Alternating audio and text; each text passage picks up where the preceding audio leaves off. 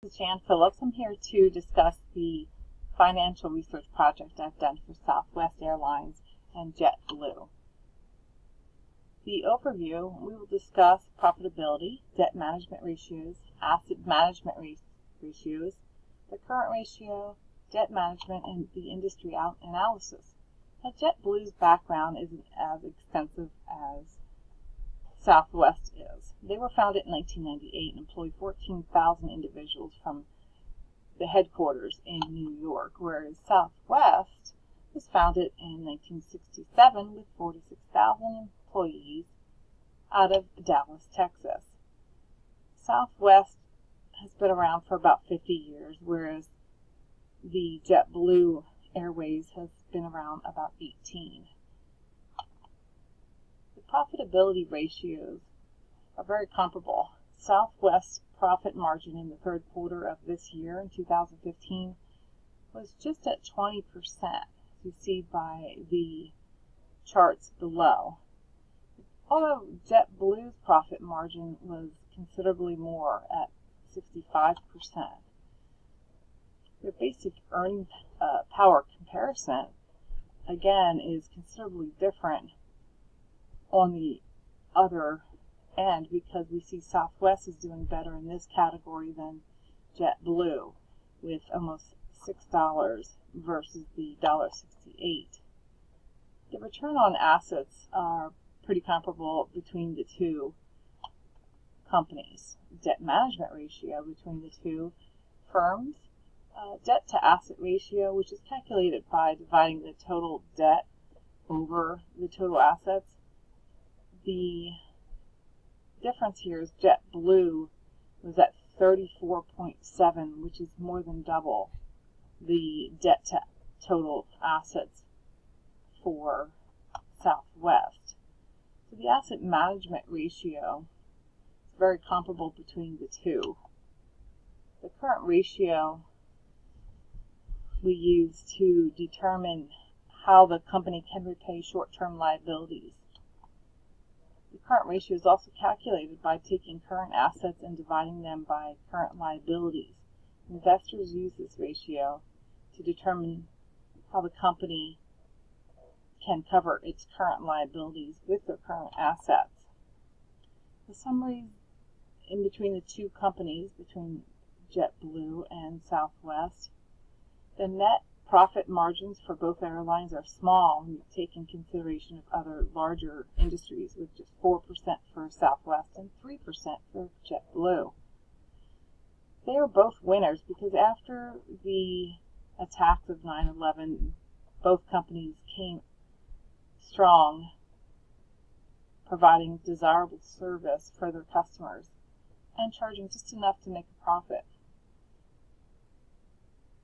Today, both airlines continue to grow. Shareholders are drawn to Southwest because of their history.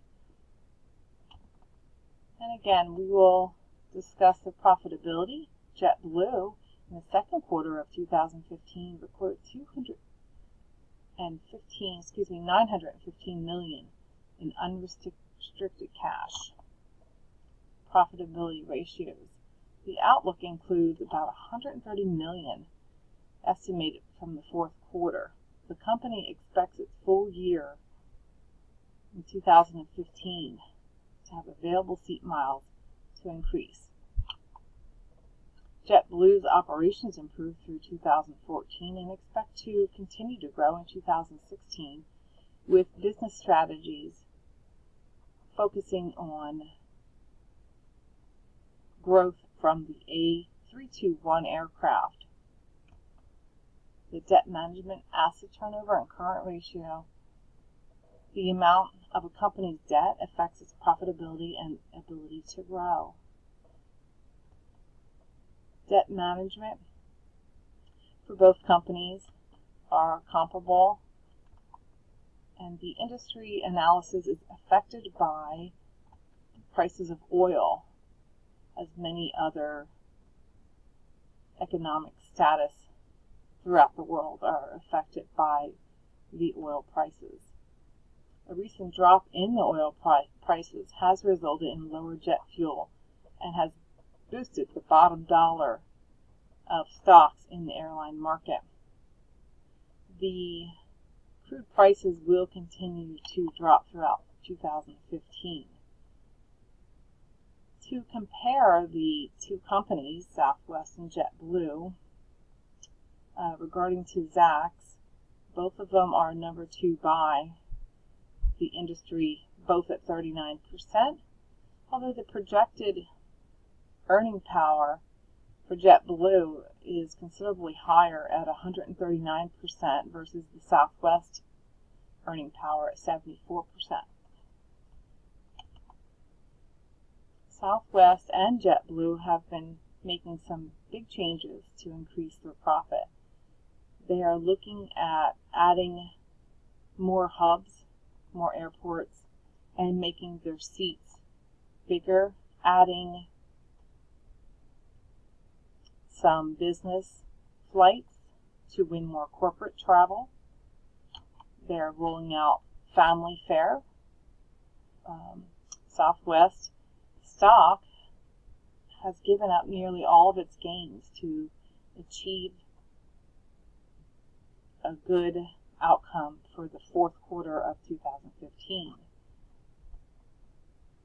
The 10 best airline stocks, JetBlue and Southwest Airlines are in the top 3, with Southwest and getting a rating of A+, and JetBlue with an A.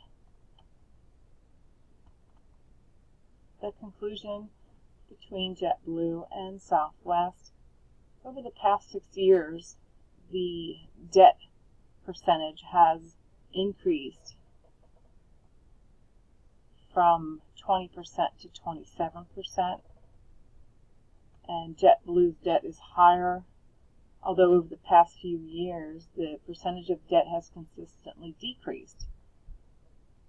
And the gross profit margin comparison: Southwest is inconsistent and lower than industry average, lower than JetBlue.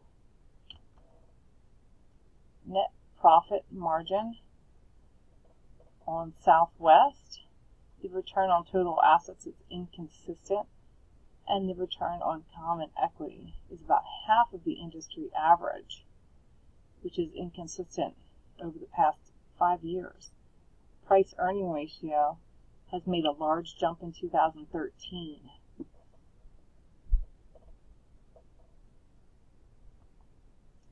Both airlines are doing well in a competitive market. Thank you.